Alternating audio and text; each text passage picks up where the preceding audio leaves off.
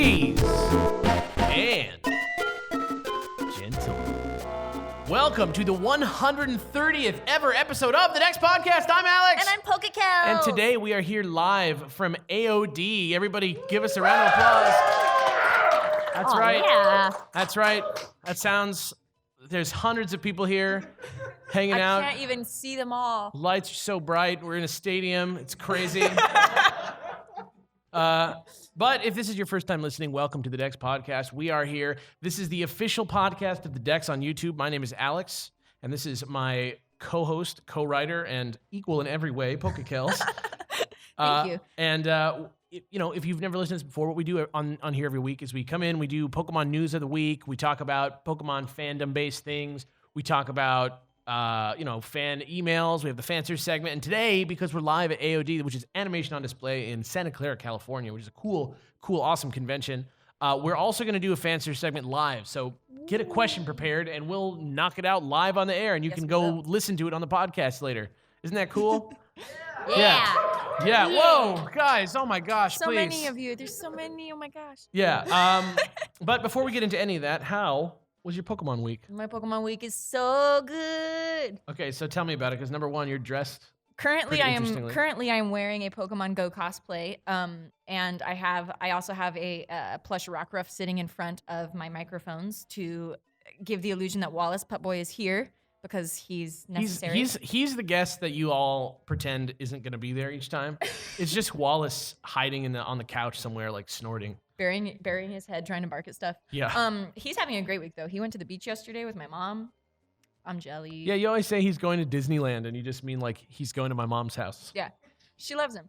But my Poke Week was great. I've been walking around getting a lot of pictures of cosplayers and being a cosplayer. And I saw the Pokemon Go panel earlier, and I got a picture with one of the lead designers on Pokemon Go. Yeah, from that was Niantic. super cool. That was right? a great panel. It was really, really cool. I'm trying to think, I want to I'm sure that half the people who were there are in this room right now, but what did we learn? What else did we hear from that? My favorite fun fact was that guy, David Holland, I think his name is Holland. He was the guy that was put the pictures, make you be able to take the Pokemon pictures. Yeah, and everyone was nah, and then he was no, but look, and he prototyped it out and showed his bosses. You're talking about the AR. Oh, the AR where you can take pictures with the Pokemon. Amazing. Yeah. He was so saying good. originally the plan was to sort of have them pull down a sphere image from the Google Maps area around you and project it around you, and then put fake grass on the ground and put the Pokemon on that. But that seems super complicated, and it was gonna probably look really ugly.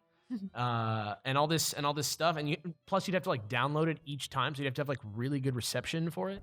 So I'm glad that he decided to implement that. He also was we're doing legendaries, that's confirmed. He was saying day and night cycles, which I think we heard it. They want to revamp battling and gyms and stuff that. Yeah, the coolest thing. It was really cool. It was a great panel. The coolest thing, it was simultaneously heartbreaking and exciting because for example, he was saying originally the battle system was much more similar to the game, the actual video games. It was turn-based. Mm-hmm. Every Pokemon had 4 moves, and I was no, what happened?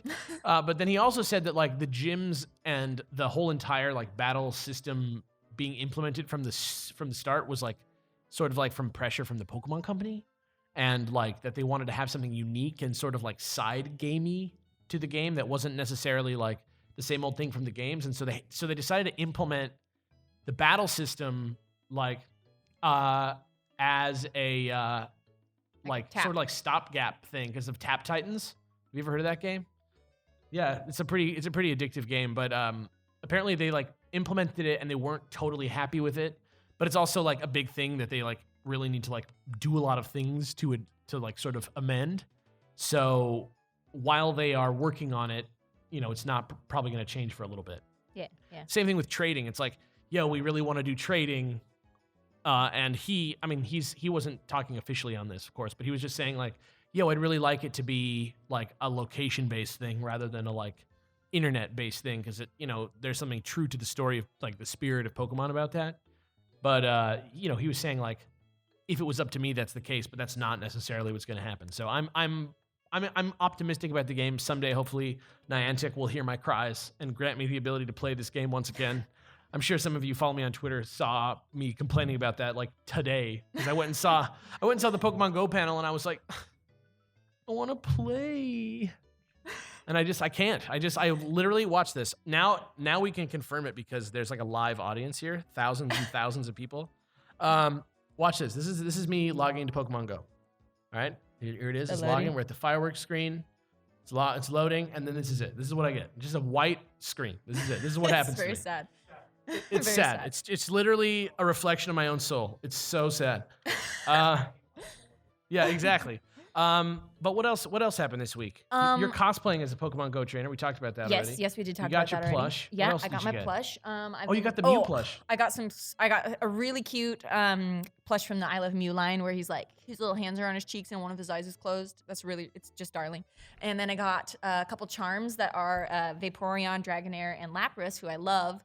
But the cool thing about them is that on the reverse side of them, they're all shiny, and Vaporeon, Lapras, and Dragonair are all pink and purple, and so they match. It's great. It looks good. Yeah, those are still out there, by the way. Oh yeah, you should go to the vendor floor. Do you know if the you're at artist? this con. Yes. Chit Chat Chio. What? Chit Chat Chio. You say that one more time? Chit Chat Chio. Chit Chat Chio? Like CHITCHATCHIOU. Okay. Chit Chat Chio. Chio. Chio. Chio. Chio. But one other cool thing, as we shouted out loudly last week, I think it was. What? For my birthday, Tapu Koko. Oh, yeah. Let me tell you, somebody came through. Yeah, she's got that shiny black Tapu Koko just waiting. Big shout outs. Thank you to Gamer Aura for that. They contacted me and were like, I've got it. It's legit. I can send it to you as soon as I'm finished using it in the Kanto X Alola battle competition. Do you have to wait like the almost whole month until your birthday to get it? No. No, they said they'd send it over. Okay. All right. Cool. I don't have much else to add in the Pokemon Week section, except that I do have my team here, VGC 17, throwing down the gauntlet. If you guys want to body me / get bodied by me at VGC 17, I have no shame, and I'm willing to take any comers that find me on the floor. Not when I'm sitting here with microphones, but, you know, later when it makes sense. You talk a big game, but didn't I swat you yesterday in the restaurant? Okay, you're a cheater, first of all. Number one, we're doing single battles with our teams from the games, okay?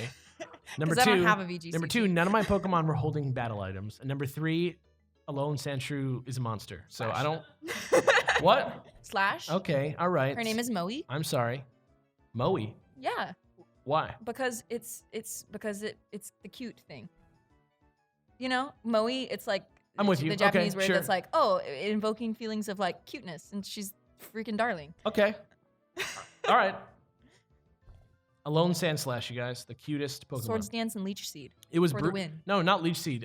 Leech Life. Leech Life. Which got a buff to 80. Hello. 85? Good night. 80? It's buff. It's buff. That's the main thing. Mm-hmm. But transitioning, what do we got? Leech Life. Speaking of Life Magazine, that brings us to the news. Welcome to the news, darlings. Great. So, you know, it's great that we're at AOD because it's sort of an anime convention. We got a lot of news from Japan. So check this out. The Pokemon Company has been working in Sendai since 2011 via its Pokemon with You campaign, which provides children displaced by the earthquake with toys, games, and Pokemon meet and greets, which is a pretty cool thing that they do, right? Awesome. And to commemorate the 6th year since the earthquake, the Pokemon Company is running a charity promotion right now in Japan. And until March 31st, so there's still a couple weeks on this, donators will receive a special Pikachu, which knows bestow, hold hands, return, and play nice. And it's holding a sweetheart, which, like, I mean, let's be real, that's like the cutest thing I've ever heard of in my life. Cute. Very cute. Especially for like a charity Pikachu. Yeah.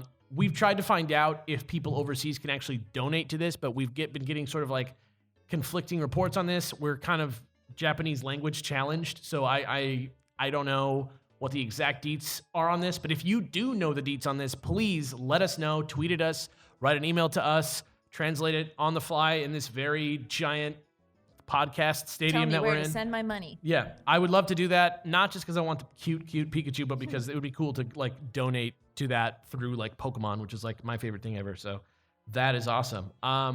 But speaking of Japanese distributions, a special Bewear will be given out in Pokemon centers across Japan to tie in with a Sparkling Spring Festival campaign, which I guess is like a merchandise campaign. Is that what that is? I'm not totally certain on if that's like a Pokemon Center only event or if it's like something to do with somewhere in Japan is having this festival Okay. or something, but it is to tie in with that specific. But the Pokemon centers are actually, it's like all the Pokemon centers. Yep. Okay, cool. So that goes from April 15th to May 7th. You'll be able to obtain a Bewear at the Pokemon Center stores.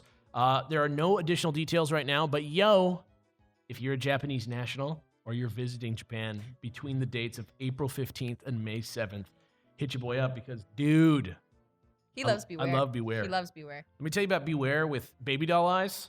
That's hilarious.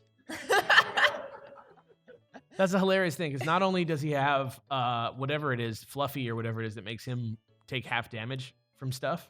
You give somebody a baby doll eyes, that's priority. So you're good. You're taking that. Oh, hit. it is priority. I wasn't thinking about that. Think about that. Yeah, that's crazy. Still beat you. Get out of here. All right. With the new Pokemon I Choose You movie coming soon, which if you guys know this is like basically like a retelling of the first season?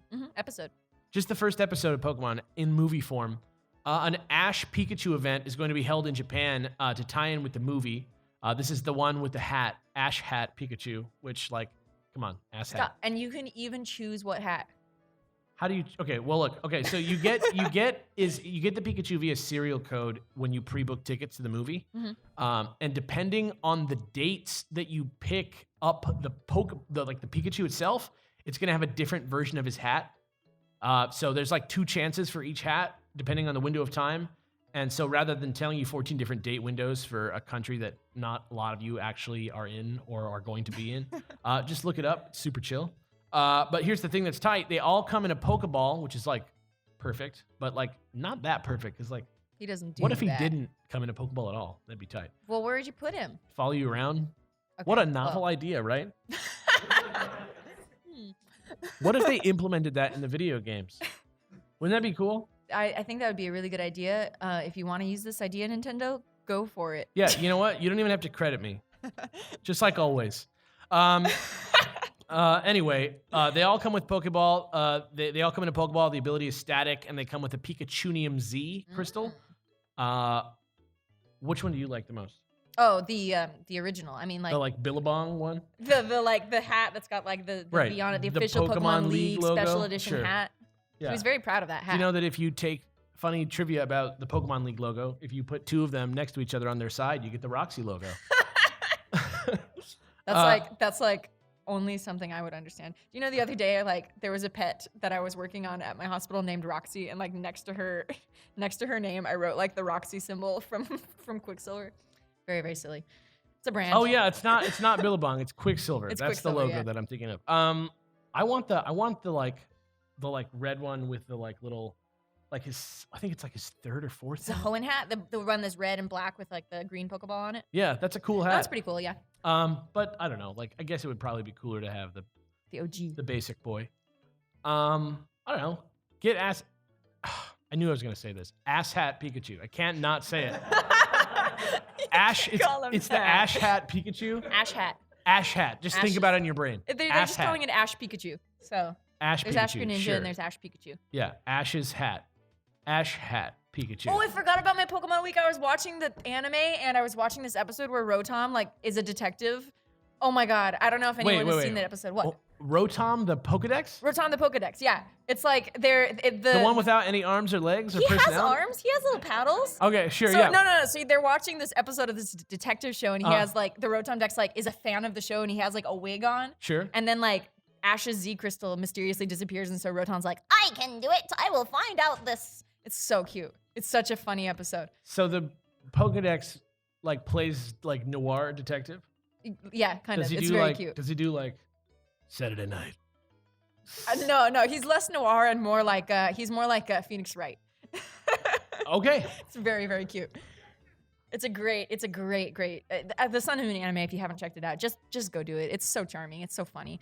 Yeah, you know what? I don't care that much about the anime in terms of like lore, or anything like that. But every like moment of the new Sun and Moon anime that I've seen has been like super tight. It's so It's funny. been some good stuff. But yeah, check that out. A special battle competition in Japan begins at the end of this month. This is really interesting. It's called the Japan Championships 2017 Battle Competition. It runs standard VGC 2017 rules and is used for players from Japan to qualify for this year's Pokemon World Championships. Unlike most online competitions, this one has multiple windows of time and is divided up between juniors, seniors, and masters so that all ages of players can get a fair chance to qualify. And the top 50 will receive an invite to an in-person tournament that will run in June in Japan. Yeah. So that's actually pretty cool. Like, that could really earn you some points. Because, I mean, if you're landing top 50 in Japan in the online tournament, like, it's likely that you'll get top cut, I think, right? Like, that seems... Yeah, I mean, winners from that in-person tournament are most likely going to be given an invite or like a ride to the Anaheim World Championships this August. I wonder what the vibe is on like the pros from Japan just playing in that tournament anyway. I don't know. You know like what I mean? maybe Like, I bet some of them do. what if you're like already like top 8 every time in Japan, and then you just like go in that It might tournament? be like a quick fast way to qualify for that. That'd be kind of BS though, right? But like if you already have enough championship points to like be there anyway, I don't see there being like incentive for you to also do this tournament. Well, because you want to go to Worlds. Well, yeah, but like if you have enough championship points, you're already going. Right, but like this wins you a chance. I guess you do actually get championship points for this tournament. I'm not sure. I'm not sure exactly how it's run in that sense. Huh. I feel like I'd be really frustrated if I was like a Japanese player who was like, this is it. This is my chance to get in. And then like, they're like, oh, actually, the thing about that is that like the champs won this tournament already. Everybody that you already know who's won has got the top 50 spots. I'd be like, great. But you know, I think that could be really cool. That tournament is running in June. I wonder if they're going to do this for other regions. I hope they do, because if there's still a chance, I'll take that chance. I can take that ride. Survival. But hey, here's some news that actually applies to us. Yay! The Kanto X Alola battle competition was held this weekend. It's actually happening right now. I don't know. Is anybody participating in it in here? Anybody? Yeah? Woo!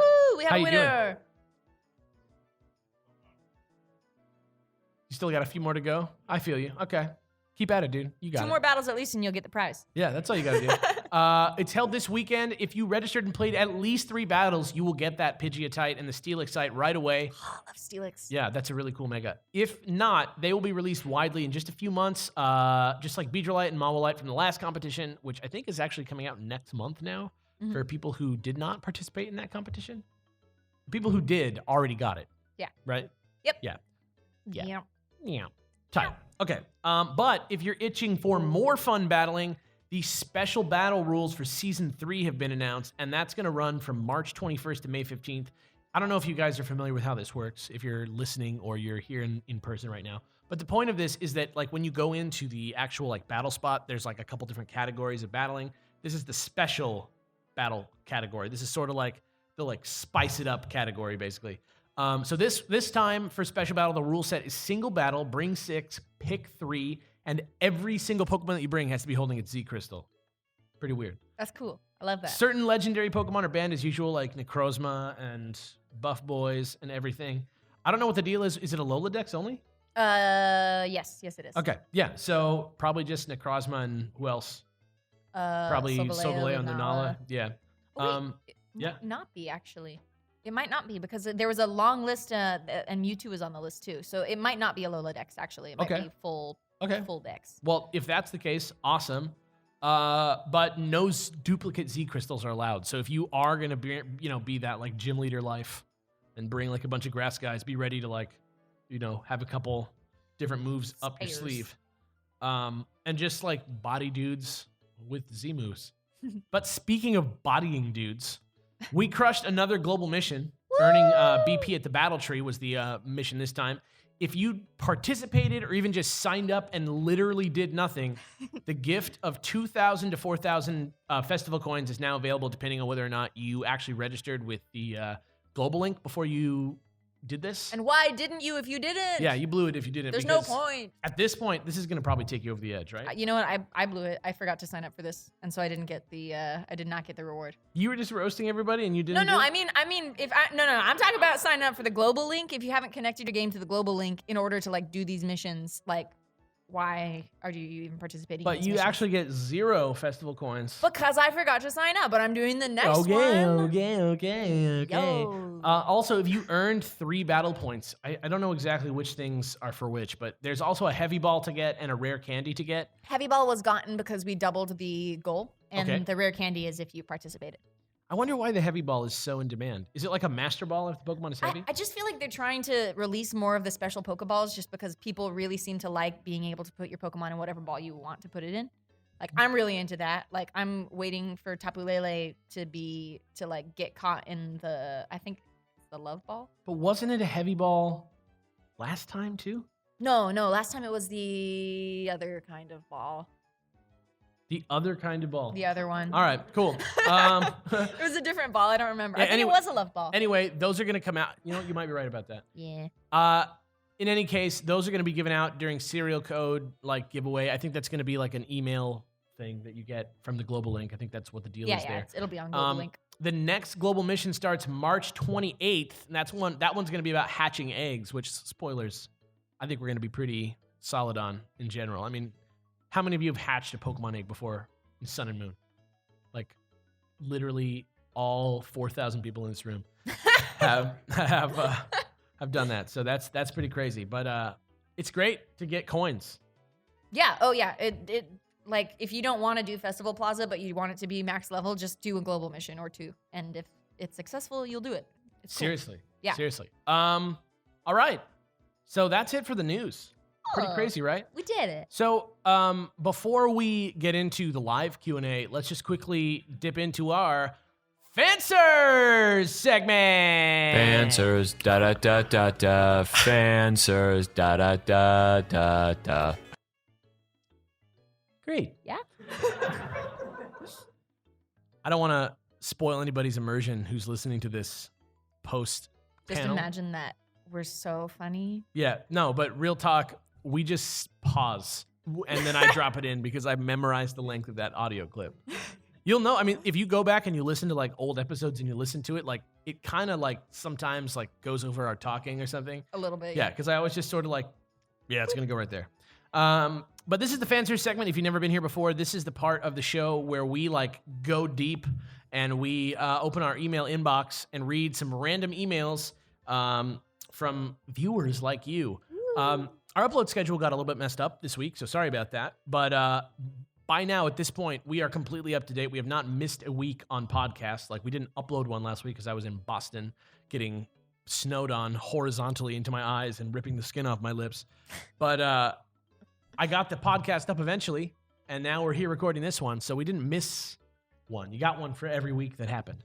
But let's real quick. This is where you guys write in about the email, like the subjects of last week, or whatever the heck you want, or what mega evolutions you think would be cool. But Can I read an email this time? you absolutely can. I usually sit across the room from you. I know, but now you're right next to me. Oh. But if you out there are listening, or you're one of the many thousands of people sitting here watching us do this right now, and you feel like you want to write an email, please send your responses in to thedexcast@gmail.com. Again, that's THEDEXCAST@gmail.com. If you're watching this on YouTube, it's literally written on the dang screen in front of you. I still get multiple questions about this per week on Twitter. TheDexCast@gmail.com. It's never changed. It's been this way for 3 years. TheDexCast@gmail.com. If at this point you don't know what the email is, maybe you shouldn't write one. Right. Roasted. All right. This first email is from PokeFan. It's called Let's Talk About Hacking. Kellz. Oh, I'm good. The first one? Okay. Yeah. Okay. Whoa. My Just- eyes are so bad. It's so small. Okay. I'm No, sorry. I get it. Hi, Dexcast. Pokefan, triple question marks here. And I'm here to talk about a problem that affects the entire Pokemon community, hacking. especially the wonder trading and shady things people are doing to get hacked Pokemon. First, wonder trading. As we all know, most hackers will put their hacked mons on wonder trade, and this already makes no sense. Why run the risk of the game deleting your save just to have a Pokemon in a Beast Ball that you're going to immediately wonder trade online for the unsuspecting player not to notice that this level 1 Vulpix was caught in Howoli City? Next, this business around hacking. Recently, my brother's friend gave me a battle online. As the team preview came up, I noticed it immediately. His team was hacked. A Groudon, Kyogre, Rayquaza, Zekrom, and other various legendaries were used to beat me with a decent online team. You can imagine how I felt about it. I asked my brother to talk to his friend about his team and how he got his legendaries. Apparently, his friend has been paying for his Pokemon online. Ooh, that's no good. And trading with the hacker. My brother also told me that he watches a YouTuber, he didn't give me the name, that's fine, that goes through the comments and gives people hacked Pokemon if they comment and subscribe. I feel that it's a bit pointless for people to spend money on something that could get them into trouble when they try to take their teams to Worlds. It also makes those people who are willing to spend hours resetting for a shiny legendary feel pointless when all hackers can do is like open up their PK Hex and get a shiny in 5 minutes. As a player who is trying to get into VGC this year and wonder trading all his imperfects away, I find myself constantly having to close the Festival Plaza, go to the PC, and having to release them just to make myself feel better. I think Game Freak is currently doing a great job punishing their players who hack by deleting the save file. However, I would hope that they or Nintendo should pay attention to what's happening outside the game. Hope to hear your thoughts on this from Pokefan, !? Hashtag wall, hashtag boycott hackers, hashtag wall of text, hashtag sorry not sorry for the long email, hashtag this email looks big on my phone. It's not. Hashtag love the Discord, hashtag Team Litten. Okay.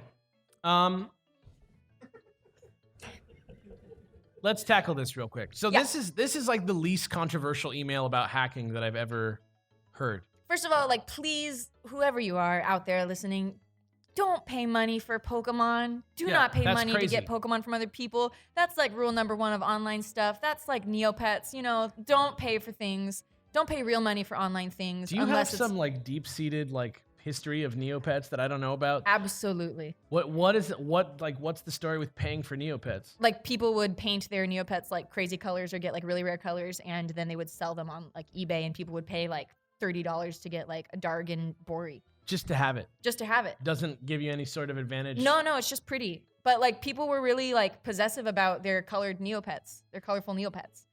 Yeah. All right. Like, I have some really rare ones, but I got those all legit because I'm a master. What's the most legit Neopet? Mine, I have an unconverted Dargon Bori. And What does that mean? That means when Neopets switched from non-customizable sprites to customizable sprites, you could keep your Neopets non-customizable, and that would mean that you can't put outfits on them, but it made them all really like rare and kind of cool because They're like any legit. new Neopets you created had to be customizable. And so I have an unconverted Dargon Bori, and every time that I log in, people ask me if they can buy it, and I'm like, Man. no. You guys remember how I was talking about doing a podcast where I just like interview people about the like really specific things they're super nerdy about? Dying to do the Neopets episode. Well, okay. So normally when we do an email about hacking, I usually like it ends up getting me flamed on the internet by somebody or something somewhere. But this is like super easy one for me. Like, I am against this type of hacking 100%. Number one, like if you're like going around with like a bunch of legendaries on your team that you hacked that are all shiny, like challenging people to battles, like what are you even doing, first of all? Yeah. Second of all, That's like if like in his heyday, Shaq was like, hey, Alex, you want to play basketball against me? And you're like, no, I don't. I'd be like, Shaq, Why would I'm I 10. want that?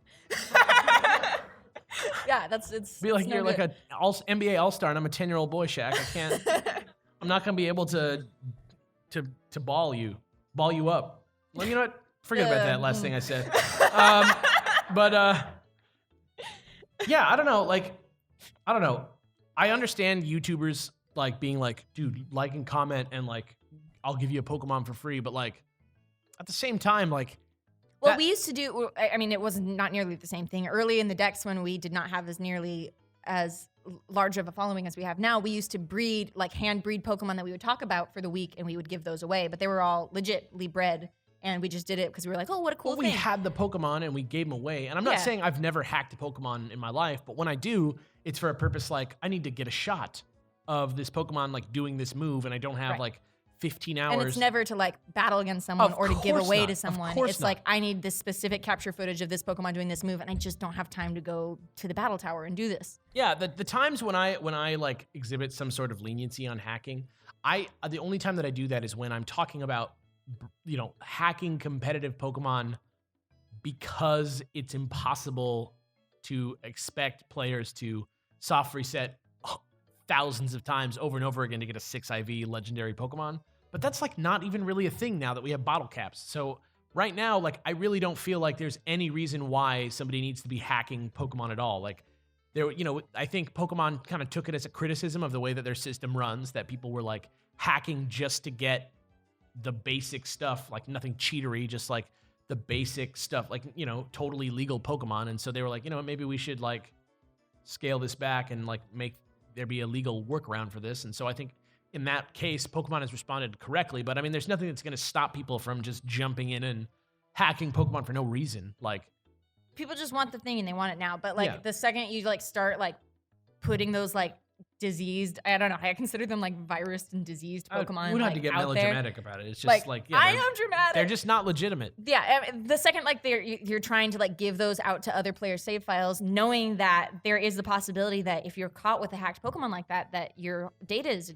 gone. Like I don't think that's fair, and I don't think that's right. It's not worth the risk, A, and B, like nobody's gonna think you're cool. Like everybody knows when you have like every shiny legendary that you're cheat. Like it's like, oh yeah, here's a cheater. Let's go. Like whatever. I guess we'll fight. But like, you know, you don't. It's not like I can't believe I lost to this guy who literally used a computer to get the best possible Pokemon that he could. Didn't that happen to you at a tournament once? You got, like Dude. 6 Darkrai's or something? Yeah, but I beat that kid. He had 6 Darkrai's and he didn't know what he was doing. And then the line was really long for the battling to like happen again for me. And so I like battled some other dude, and I ended up putting a Ponyta in my party because he only had 5 Pokemon that he was like proud of. So I was like, you know what? I'll just throw in like a level 10 Ponyta. And then when I got to the battle at the end of the tournament, it was the final, and it was like for a Wii and a copy of Pokemon Battle Revolution because I'm an old man. Like I, you know, got my team there, and I was like, oh my God, I have a Ponyta on my party. And so I just got bodied because I was missing one Pokemon. And it came down to the last guy, and I almost beat him, but didn't do it. But don't hack, guys. Like, don't hack when there's other ways to do it. You know what I mean? If you're hacking for your own weird private reasons, I have no reason to step out against you. But when you're like trying to pretend like you're not hacking, that's when it gets messed up. So don't do that. Thanks, Is that- Pokefan. is that Triple accept- question marks.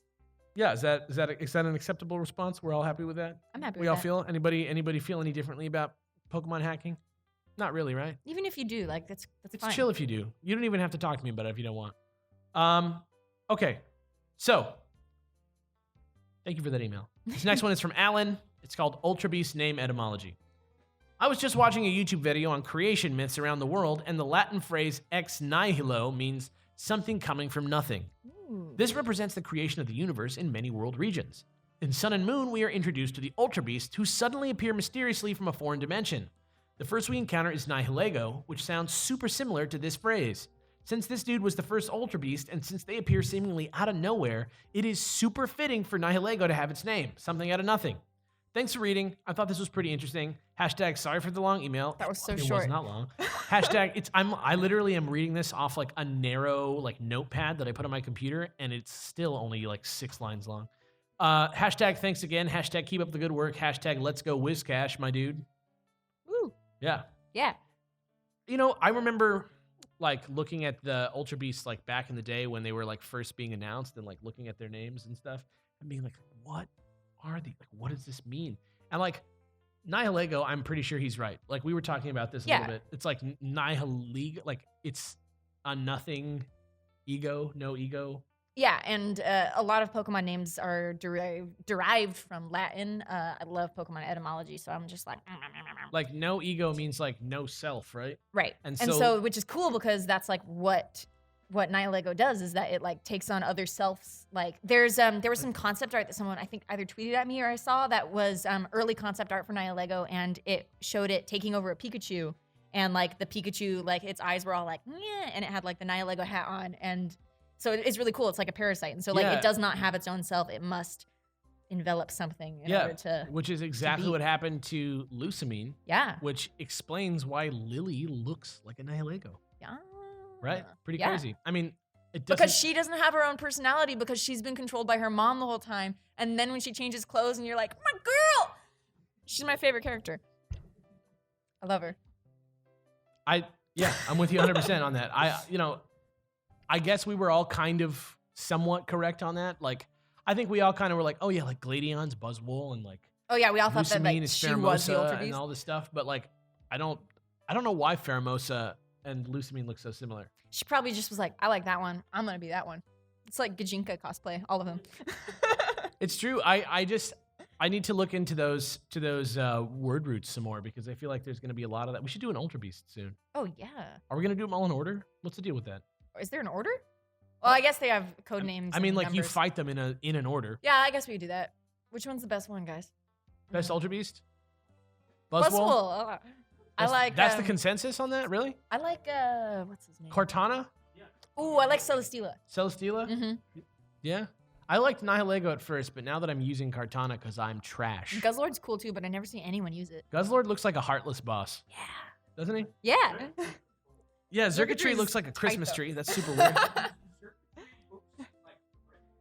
Like Rick from Rick and Morty? Yeah. Yeah.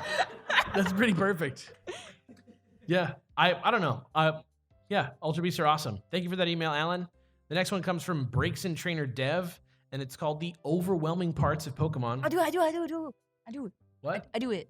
What is that? I want to read it. Oh, you want to read it? All right. The overwhelming parts of Pokemon. Hey Dexcast, Hey. I'm Breaks and Trainer Dev, and I'm having issues trying to break into Pokemon. I've been playing since Gen 1. I just need this a little Can you bit. just be careful? Little. Yeah, I'm just been okay. so careful. Yeah.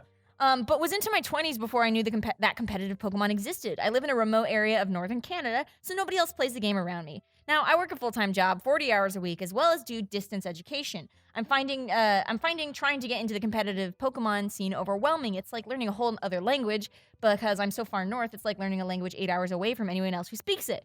It's super complicated trying to learn on your own all the million little moving parts that makes the competitive Pokemon what it is, with about 2 spare hours a week. Do you have any suggestions on how to get started learning post-game Pokemon for someone who can't talk to anyone about it and already works and goes to school? Thanks in advance, Breaks and Trainer Dev. Hashtag, there are 8 sentences I counted. Hashtag, sorry for the 8-sentence long email. That's the realest hashtags I've ever heard in my life. Okay. Not a lot of time. You want to learn about competitive Pokemon. I'm going to assume that you mostly mean VGC 17 just because that's like official competitive Pokemon. But even if you're into the more like single battle based competitive scene, like there's tutors out there. If you go to smogon.com or you go to any of the main sort of like, you know, Pokemon fan sites, you know, I feel like, you know, there's always somebody there who's willing to like schedule a lesson or two with you. Or if that's not your bag, there's a great show on YouTube called The Dex where they do battle strategy each week. We're gonna do a video series. We did this like back I think in Gen 5, right?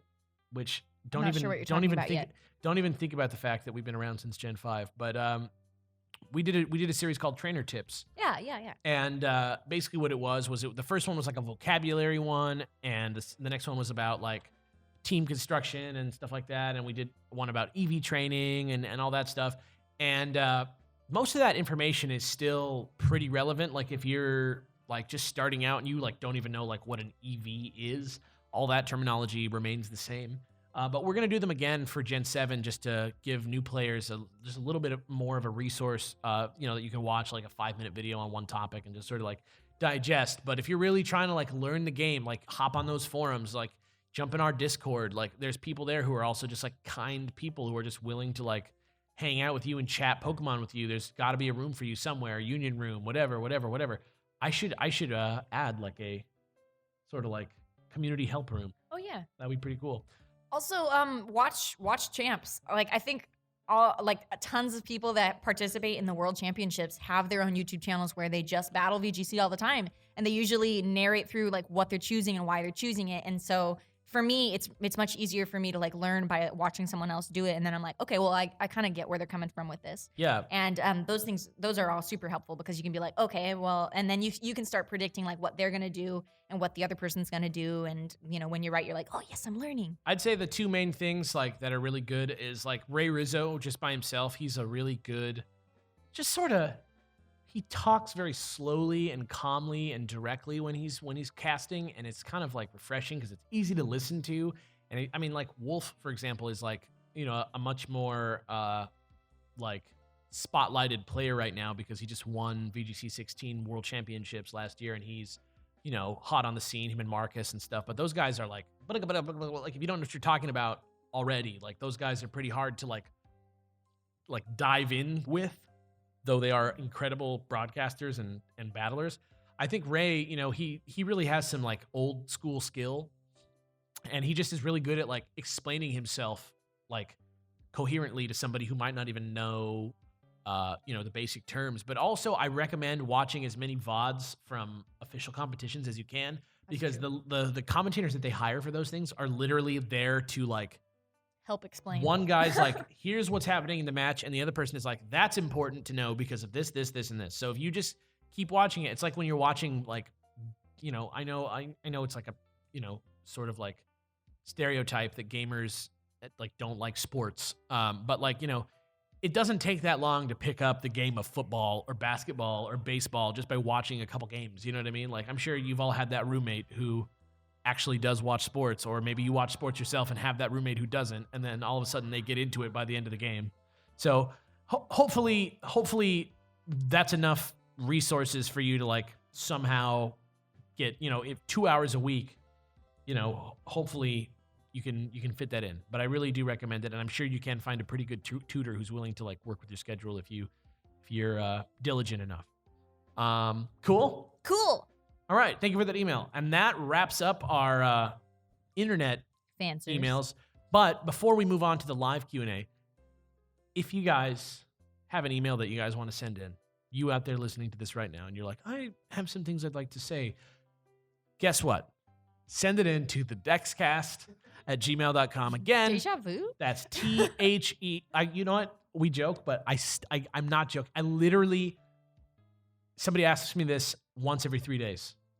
THEDEXCAST@gmail.com. Thank you guys. Now I'm going to go ahead and open the floor here to this microphone. If you guys just want to ask me what my favorite Pokemon is. I don't care. Anything that you want to ask me, just come on up and ask it. And let's just get that ball rolling, and we'll go ham. We'll get into it. We can discussment it. Hey guys. Hey. Quick question.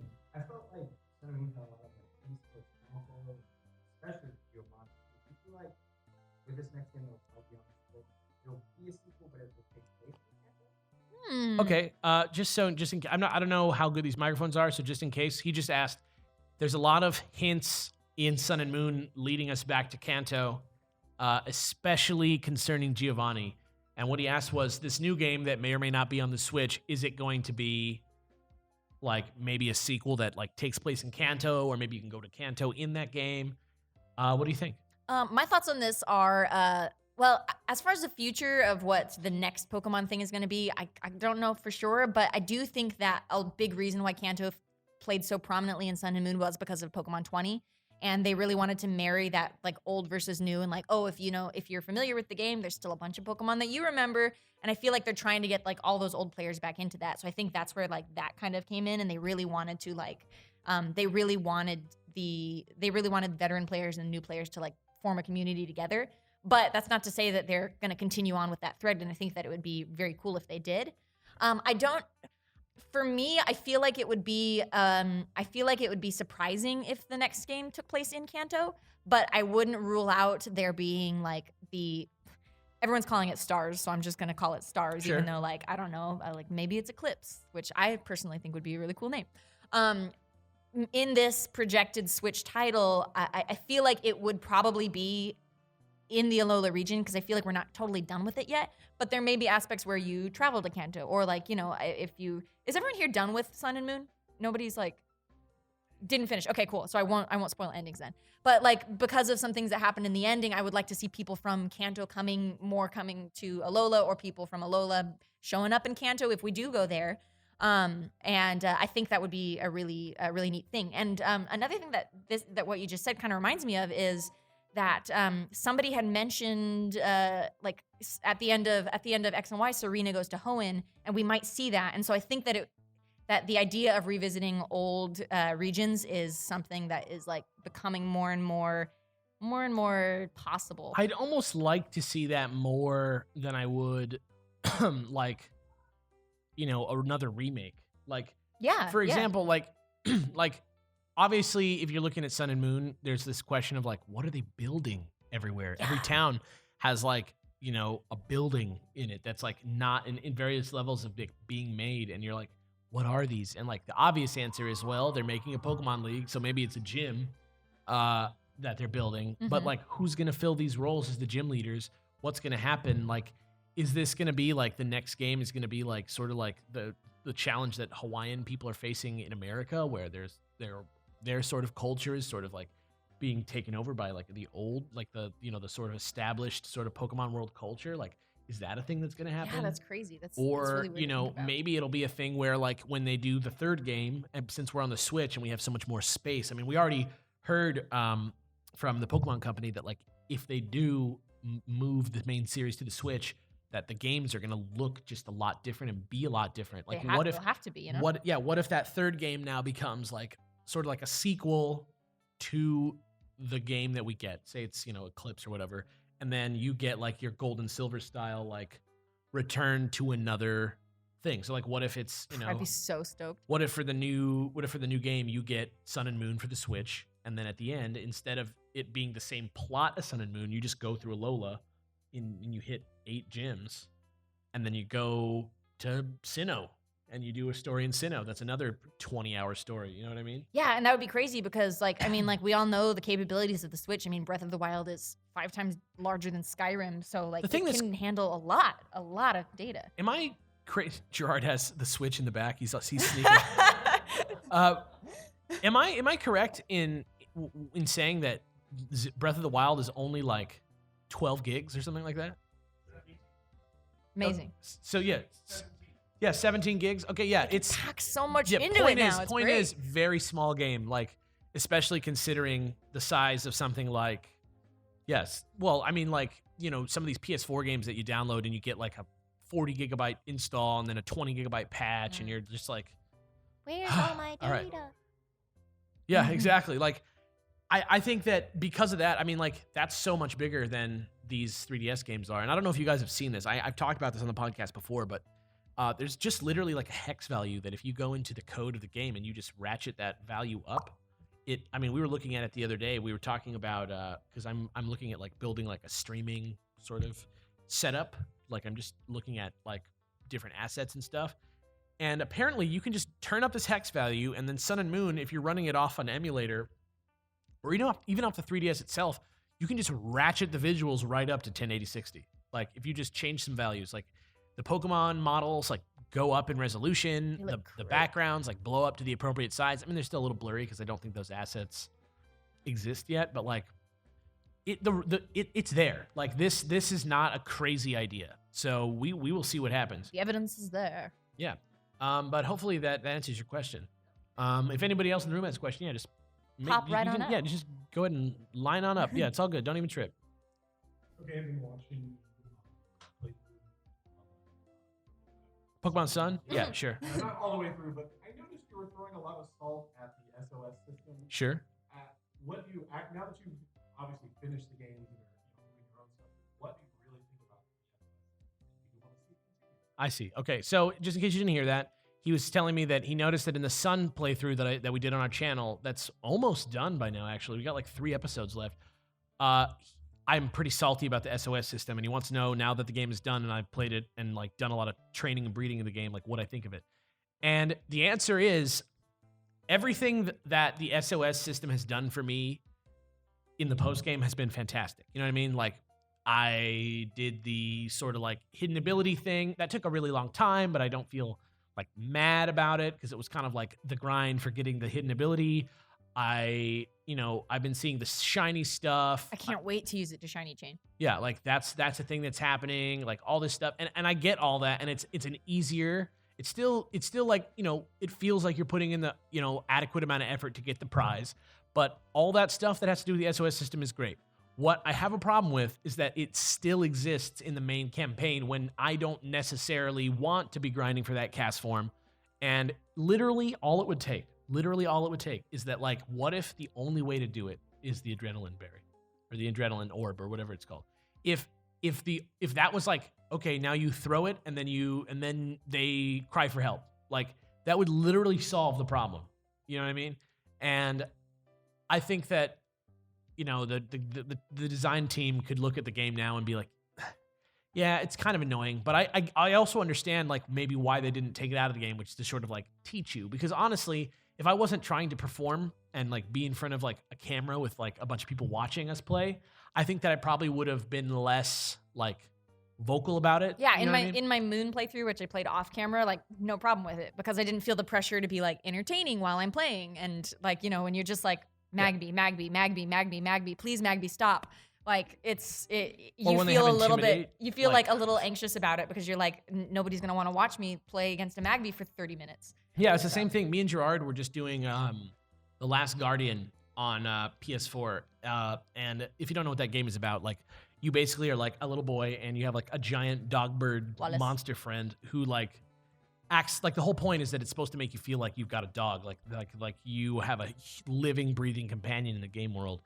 And as a result, a lot of the time, the dog doesn't do exactly what you want him to do, or he won't respond to your commands exactly the way that you expect. And so for us, like, playing the game on the camera, it gets frustrating because we're like, just go. We have to go to the next part. We're trying to like make progress in every episode.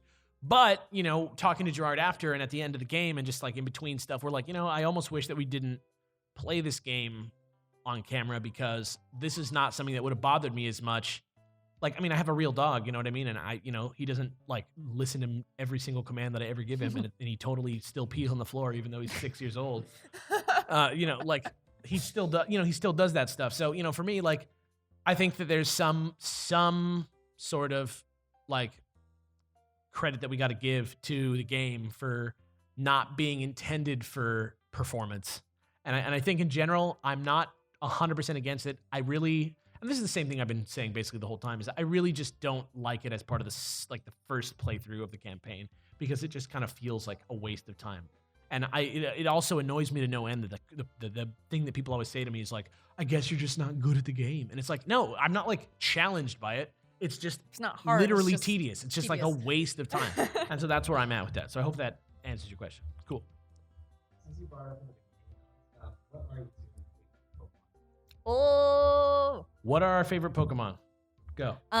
Okay, I have a short list. My short list includes Whimsicott, Ampharos, West Sea Gastrodon, Rockruff, Cubone, and Sneasel, and Furret and Lantern. A lot of the Gen 2 Pokemon are my favorites, but I think that my short list is the Whimsicott, Ampharos, Gastrodon. Furret. Dragonair. Lapras. Oh, I can't. It's so many. I Mew. love them so much. Rockruff. I have a Rockruff, so like that scratches that itch for me. For me, it's like a rotating list. Like, I still love Chestnut and Breloom a lot, and Slowbro a lot, but they've kind of been rotating out lately because I haven't been seeing them that much. Like, more so, I'm into Espeon, and Jolteon is back in a big way. Alolan Muck is a buster.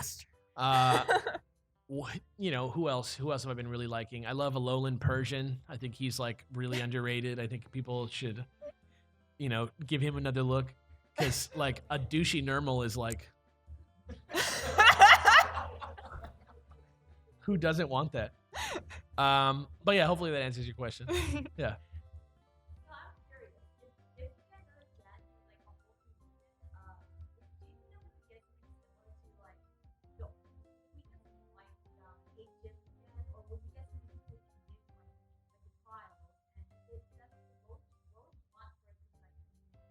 Okay. So just to restate the question, she asked, like, if we get another gen, do you think we're gonna go back to the 8 gyms? Do you think we're gonna get something more like the trials? And if we do get something completely new, What do we want that to be? I think that one of the main purposes of having a new director on Sun and Moon was to kind of challenge the formula, and I think that was a really bold step by Pokemon. That was, I mean, obviously intentional because like that's not an accident. But I think that it would be really cool to explore other options and see how the world of Pokemon kind of works away from just Pokemon leagues, which definitely started in Alola, but I think that it would be really cool, and I think it would be a really good idea to continue on with that trend, because like I'm always thinking about like, well, yeah, we know how the Pokemon League works, but like, what about like just Joe Schmo who just lives out in the woods with his like Shiftry? Like, what does he have? What kind of like challenges and struggles does he have to overcome to like feel like a Pokemon like master or whatever? You know, because it's not. I guess it's not always about like the filling the Pokedex, doing the gyms, and taking on the Elite Four. Like, there are so many other things that you can do in a Pokemon world. And with Pokemon expanding ever larger, especially to new consoles and things, we're going to have to find new things for us to do with Pokemon. And so I don't know. I think it would be really cool. Yeah, they're never going to do this, but if they do, great. I would love to have a Pokemon Center simulator. Like where you play like Nurse Joy, and like you see a Pokemon, it's hurt, it's got a broken leg. You got to figure out how to fix this broken leg and get it back to the trainer. Trauma center. Yeah. Saffron City. Like that kind of stuff. I would be like, yeah, I'm gonna help all these Pokemon. Or like or I don't know, like some sort of like Pokemon wildlife sanctuary where you have to like make sure that like other trainers stay out of the sanctuary. Pokemon Ranger. Yeah, like a Pokemon Ranger, but like implemented into the real game. Yeah. Or like Snap 2. What? Or like Pokemon Snap 2. Oh, Pokemon Snap 2. Anyone who wants to just take it right directly out of my brain, it's ready. Or it's if you ready want to the print. real life design document that she also created, you can also take that. I actually found in my notes the other day, and mark this time code because here comes what the next gen is going to be. Really. The thing that I really liked the most about like them flipping up the formula with Gen 7 was that like they still gave weight to the badges, right? Like you still get a badge every time you do something cool. You know what I mean? And for me, like that was Like a cool... the Z crystals? What? Like Z crystals? Yeah, like you still like collect. You get like a thing that's like, look, I did my trial. Yeah, you still collect a thing for each thing that you do. You know what I mean? Mhm. And so for me, like what if next time they did another type of badge, and because look into something like Zelda Breath of the Wild, like what if you became like a little like a scout, like a Boy Scout? Yeah, I was gonna say like, Girl Scouts. What if it became like a Boy Scout, Girl Scout type situation, and you're like part of like the we help the world, and you go around and you have like your little notebook and you get certain, and maybe there's Like first aid badge. maybe there's 151 badges that you can get, and they all are like different tasks, and they're all sort of like vague, and you kind of have to like do a certain amount of them to like progress through the world and maybe like unlock more areas to explore. And you could truly be a Pokemon master because you master all of these skills to help take care of your Pokemon. Yeah, That's great. I think it could be really cool, and like that way, like sometimes you do have to battle somebody super hard to get like this super tough badge, and like, but if you're not that type of trainer, like you never have to get that badge. Maybe you only need, like maybe it's like Mario 64. You only need however many badges or however many stars you need to fight the third Bowser, but Right. there's still plenty of other stars for you to get. And I think that would be a great way to like have there be a post game without having them to like separate it out into a post game.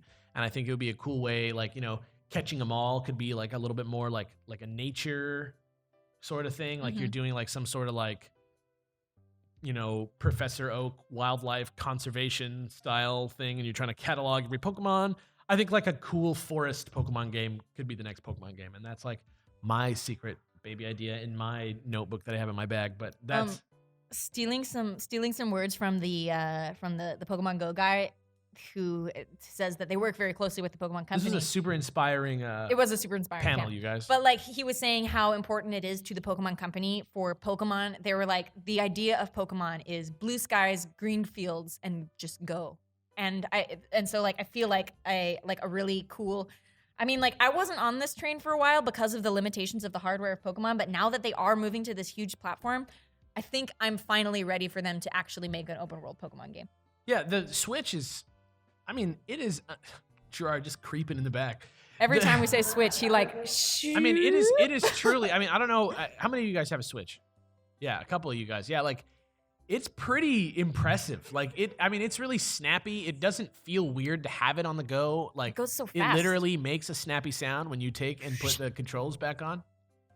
Yep. And it's just a good system. And I could totally see it working. You know what I mean? And I could totally see it even having like that cell phone integration. You know, like they're talking about doing that like sort of like cell phone based messenger system for the Switch where you can like, maybe you can even meet up with other players, you know, but I still don't necessarily want an MMO. We got another Switch out. We Switch boys over here. Yeah, Zelda boys. It's crazy to me how much I eat my words when I'm like, I don't want an open world Pokemon game, but like now I do because now I see the avenue that it would go in, and like I'm into it. I get that Yeah, now. that's the thing, right? Like looking at Zelda, right? Breath of the Wild. I mean, I'm not really gonna like spoil anything, so don't trip. Gerard is literally playing it as we speak. Both of these guys are. Look at him. But literally thousands of people with Switches in the audience right now. No, but yeah, I know him from his beard. He He's glows. Really, yeah. He also has the like both sides red switch, which is really easy to identify.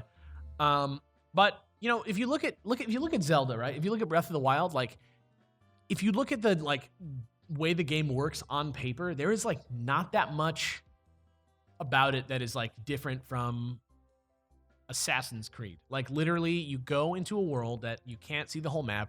You go find a tall tower, you figure out how to climb the tower, you press your like button that makes you like spin around the tower with a camera, and then you see more of the land around you, then you jump off the tower, then you like climb around on stuff, you do quests for people, you collect side quests. It's the same stuff, but just the design, like the polish and the way that the team who made the game designed it justifies it being moved into this new formula. You know what I mean? It totally still feels like Zelda, 100%, but it's also fresh and also new and also fits really well onto this new hardware, you know? These like current gen games. But at the risk of sounding like a literal salesman for the Nintendo Switch, I just think that, you know, some of these things like that I still was railing for in Gen 7 that I thought we were going to get that we totally didn't, like a quest log, for example.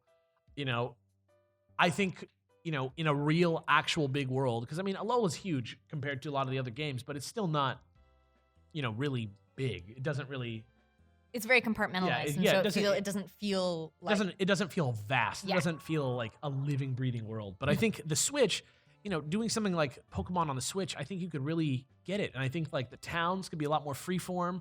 And I think like, you know, there's a lot of room. There's a lot of different Pokemon out there that can fly around. You know what I mean? And like if you could just fly it around, like you guys remember Latios and Latias and Oros, like how cool that was.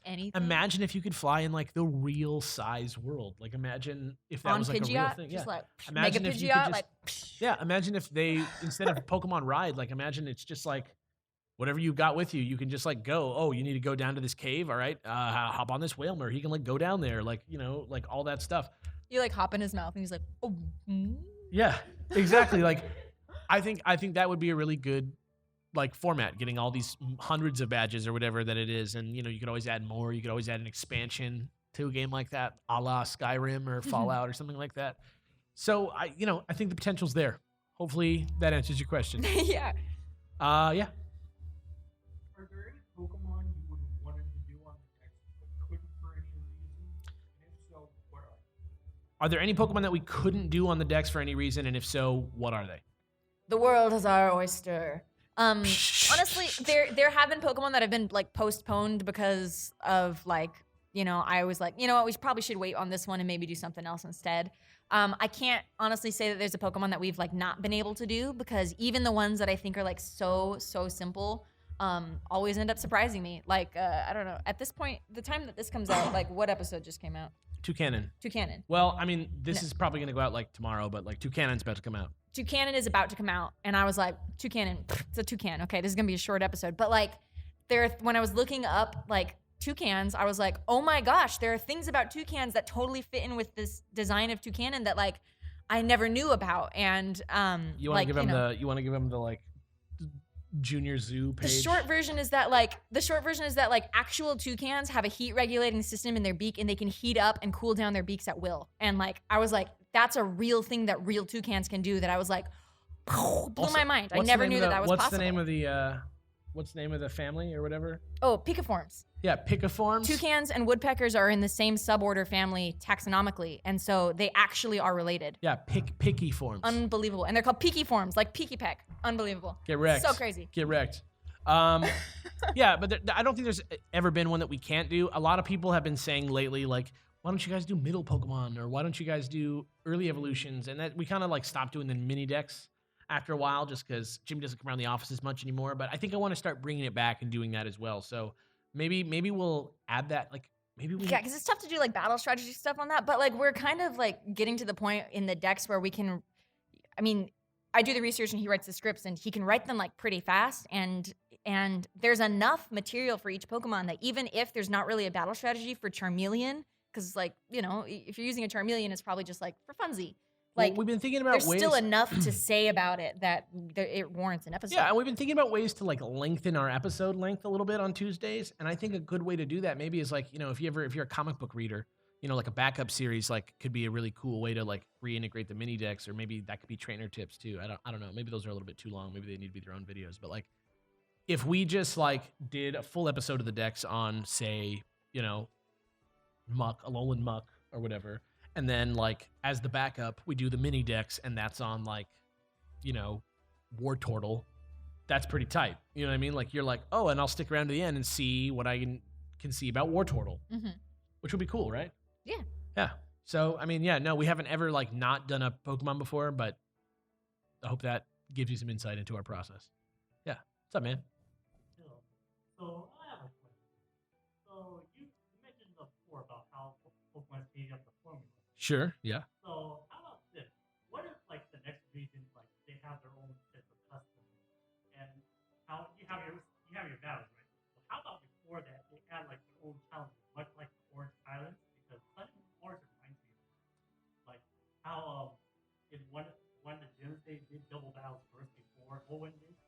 Oh, you mean like so like each like gym or each special battle that you have to do has a different rule set or something like that, or something that you have to do like yeah, I think that would be really cool. Kind of like Gyms Plus kind of situation. Oh, we should Oh probably yeah, repeat he was the question. asking what if like instead of how every region has its own different customs, like what if there's something more like the Orange Islands? Because I mean I don't think you're alone in this. Like a lot of people were reminded of the Orange Islands by the Sun and Moon games. And I think, the trials were kind of like that too, right? Like sort of like he was talking about how in the Orange Islands, there's like the double battles that were there even before they actually introduced them in the games. And like, is there room for that? And I think absolutely. Definitely. And it would be really cool. Something that I kind of like about Pokemon Duel, which is like a weird segue, is that in the main quest, for lack of a better word, there are challenges like, move all your Pokemon off the bench and onto the field, or make sure that you poison someone before the battle is over. And I think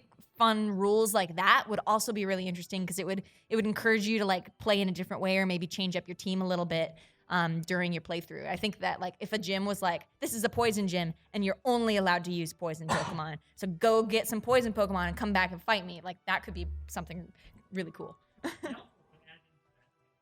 understand like some people don't like most of those mini games and older games, like maybe the beauty contest.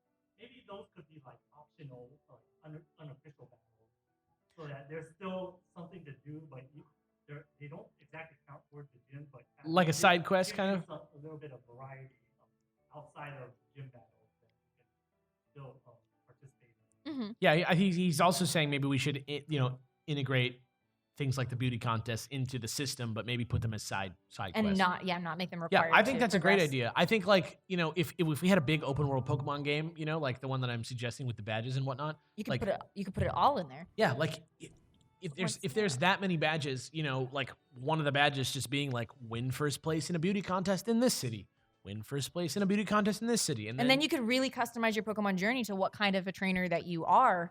I think that's a great idea. yeah, exactly. I think that could be really cool. If there are no more questions in the room, am I seeing one more? We're seeing one more. Okay. Oh, Yeah. yes. So like a lot of people, whenever they're always like, "Yo, I want to be a bad guy. I want to be strong."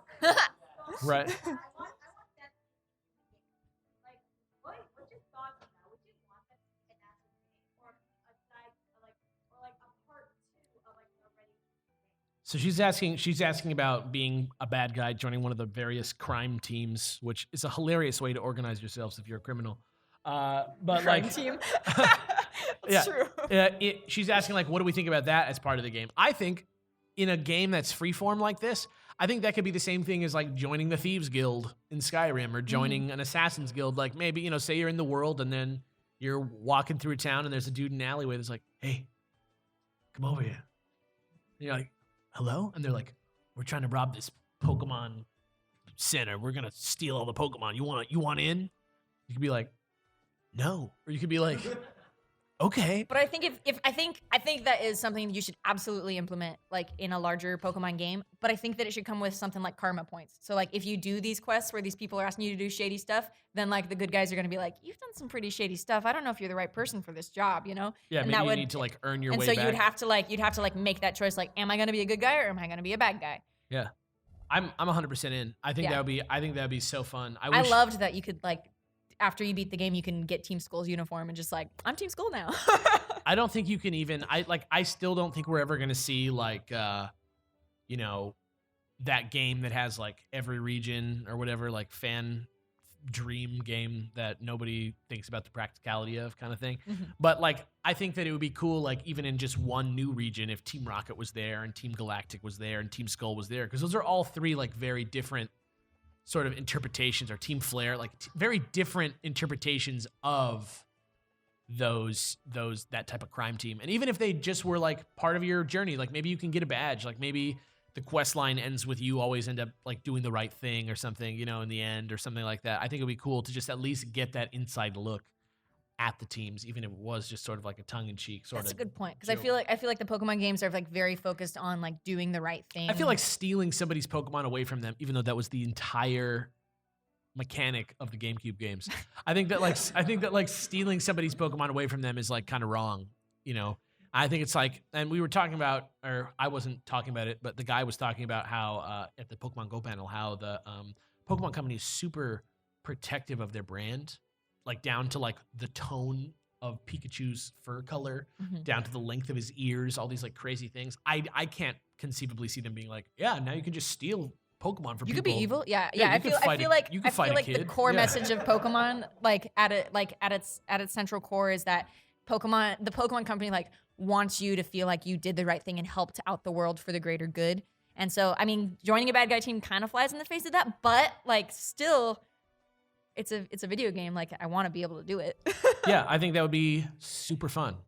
But if that's it for in the room questions, which are we good? I think Don't we're feel good. I weird. think we're If you good. want to come up and ask one more, you can. Okay. I'm gonna read. Oh, you got one more. Okay. Yeah. What do you think about Team 4-Star Cell versus Ash? Team 4 what? Team 4-Star Cell versus Ash. I've never seen it. I love Team 4-Star. I've never checked out Team 4-Star Cell versus Ash, but I told you I I'll give haven't it a either. look. Yeah, I'll give it a look. Team 4-Star is hilarious. But with that, I got one more email that I want to read. That's like a sweetie boy. Aw. This is from somebody called Thunder Chiz. And it's gonna, I know. That's okay. This is called Choosing My Starter for Life at a Gas Station. This is from a first-time writer. Woo. Hey, Dexcast, Thunder Chiz here. I'm a long-time listener, been a subscriber of your channel ever since the Kabutops episode, which is the first episode. Very first episode. And now I've decided to write. Seriously, you're my favorite YouTube channel, and I always look forward to your uploads. Same goes for your podcasts. I've listened to all of them. Now, to get to the point, I'd like to share my story of how I chose my starter at a gas station. I was just a little youngster, 4 years old or something, when I went to the gas station with my dad. My dad knew that I love Pokemon, and he saw little Pokemon figures on a keychain at the cash register.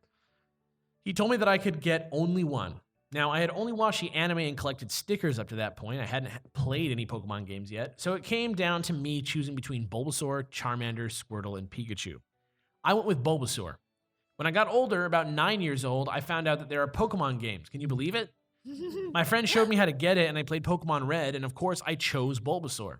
Now, as a college student, I have played Generation 1 way too many times, and I only picked Squirtle and Charmander once each.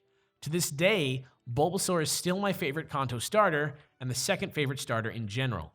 It was also at the age of 9 that I saw Mudkip and instantly fell in love with it. Oh yeah, and my older brother was also at the gas station, and he chose Pikachu. But he lost interest in Pokemon soon after, so I have both of those keychains. Since both of the keychains fell off, they are now figurines. I've been carrying that Bulbasaur in my pencil throughout the entirety of middle school and high school, taking it out of the case during every test and putting it next to me as a good luck charms.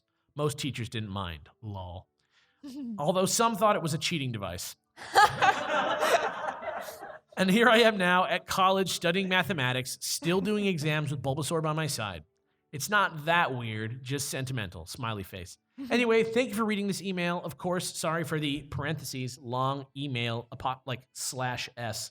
Not that long, really. It's longer than the ones that most people think are long, but still not a long email. Anyway, thank you for reading this email. Of course. I already read that. Hashtag hope as always. Hashtag running amok. Hashtag Bulbasaur for the win. Hashtag Pupboy Wallace. Hashtag am I doing these right? Hashtag later man. Thunder Chiz. Thank you, Thunder Chiz. Thank you, Thunder Chiz. You know what? I love Bulbasaur too. He's the best. I love him best out of all three of them. I did choose Charmander originally, but like as I've grown, I love Bulbasaur. Bulbasaur's the cutest. Yep. And with that, guys, I think we're going to go ahead and wrap it up. Thank you guys for coming out. Thank you guys for being a part of the podcast today. Yeah. Woo! Thank you. Thank you guys. Oh my God. 1 million people strong. 4 billion people. Amazing. Wow. I can't believe they shut down the hotel because there were too many people at this panel. Yeah, wow. Thank you guys for listening. If you are an advertiser and you'd like to advertise with our show, please let us know. Contact me via my email or my Twitter or whatever you want to do. Thank you guys for listening. My name is Alex. And I'm Kellz. And we will see you next time, guys. Thanks for listening. Bye.